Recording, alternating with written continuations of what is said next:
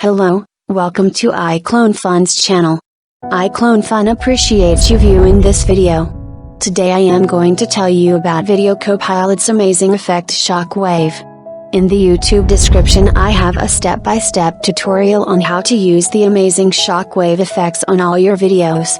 Of course you can use ShockWave effects in After Effects, but IcloneFun says that Davinci Resolve is so much easier and much faster to use. And guess what? The free version of Davinci Resolve will do all of this shown in this video. Be sure to read the tutorial on how to use ShockWave in Davinci Resolve. IcloneFun says thanks for stopping by.